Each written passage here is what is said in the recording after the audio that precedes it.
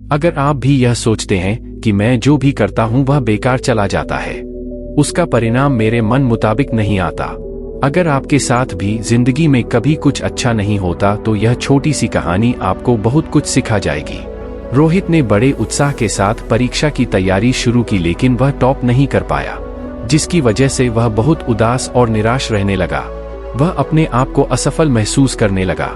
अब उसकी पढ़ाई में पहले की तरह लगन भी नहीं रही।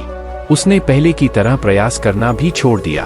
रोहित की इस परेशानी का पता जब उसके अध्यापक को लगा, जो कि उसके मार्गदर्शक थे, तो उन्होंने एक दिन उसे अपने घर बुलाया और पूछा, क्या बात है, आजकल तुम काफी उदास और परेशान रहते हो और पहले की तरह तैयारी करना भी छोड़ दी। रोहित ने उदास स्वर में कहा कि उसने दिन रात मेहनत की, पर जैसा चाहता था वैसा रिजल्ट नहीं आया, इसलिए वह हताश और निराश है। अध्यापक कुछ समय के लिए शांत रहे, फिर कुछ सोचकर उससे कहा कि मेरे पीछे आओ। वे उसे टमाटर के पौधे के पास ले गए और बोले कि टमाटर के इन खराब और मरे हुए पौधों को देखो। जब मैंने इस पौधे को बोया था तो मैंने बहुत मेहनत और पूरे दिल से इसकी देखभाल की थी। मैंने समय पर सही मात्रा में पानी भी दिया, खाद भी डाली और कीटनाशक का छिड़काव भी किया, पर फिर भी यह खराब हो गया। तो क्या? रोहित बोला, इतनी सारी मेहनत, इतना पैसा और इतना समय देने के बाद भी अगर जैसा रिजल्ट हम चाहते हैं वह न मिल पाए तो इतना सब कुछ करने का क्या फायदा? अध्यापक बोले, ऐसा नहीं है। फिर उन्होंने एक दरवाजे की तरफ इशारा करते हुए कहा कि अब एक बार जरा इस दरवाजे को खोल कर देखो।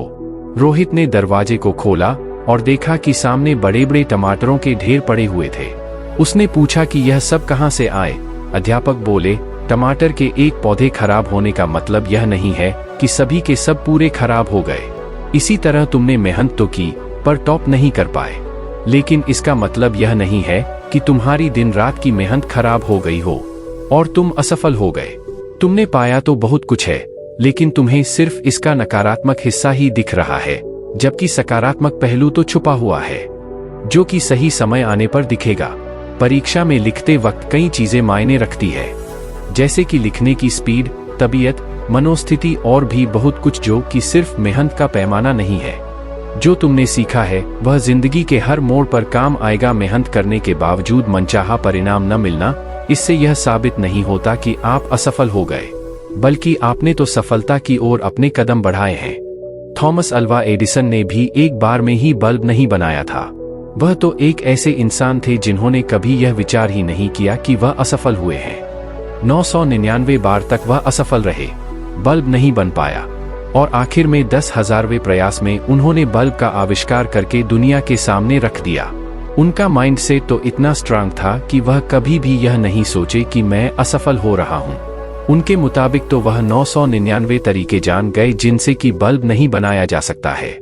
जैक मा, जिनसे कि मैं भी खुद बहुत प्रभावित हूं, उन्होंने न जाने कितनी ही बार जॉब के लिए अप्लाई किया, पर हर बार उन्हें रिजेक्ट कर दिया गया, और यही बात उनके लिए एक प्रेरणा बन गई और उन्होंने एक ऐसी कंपनी की शुरुआत करके दुनिया के सामने रख दी जिसे हम आज अलीबाबा के नाम से जानते हैं। आज यही ई-कॉमर्स कंपनी कई नई बुलंदियों को छू रही है और आगे भी ऐसी असीम ऊंचाइयों को छुएगी। ऐसे और भी कई हजारों उदाहरण है इस दुनिया में जिससे कि हमें काफी प्रेरणा मिलती है। अगर इन्होंने भी अपने आप को एक फेलियर समझा होता तो आज वे इतने अमीर नहीं बन पाते। निराश होने की जगह यह सोचो कि तुमसे कहां चूक हुई और उस चूक को सुधारने की कोशिश करो।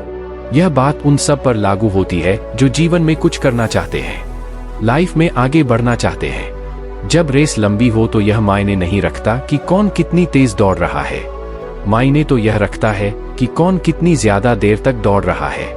रोहित ने अब सफलता का पाठ पढ़ लिया था। वह अच्छे तरीके से सहमत हो चुका था कि उसे अब आगे क्या करना था। वह एक नई आशा और उमंग के साथ सफलता की राह में आगे बढ़ता चला गया। आपको बस यह करना है कि 1. जितनी बार आप असफल होते हैं उतनी बार आप एक नई चीज सीखते हैं। जैसे कि मैं 11वीं कक्षा में फेल हुआ, जिससे मैंने देखा कि क्या गलती हुई और उस गलती को सुधारने पर ध्यान दिया। 2. असफलता ही हमें सफलता की कीमत बतलाती है। 12वीं की परीक्षा पास करने पर दिल से जो खुशी हुई उसे शब्दों में व्यक्त नहीं कर सकता। 3. कभी मत कहो कि असफल हुआ हूं, कहो कि आज मैंने कुछ सीखा है। अगर आपको यह वीडियो पसंद आई हो तो इस वीडियो को जरूर लाइक और शेयर करें और चैनल को सब्सक्राइब करें। धन्यवाद।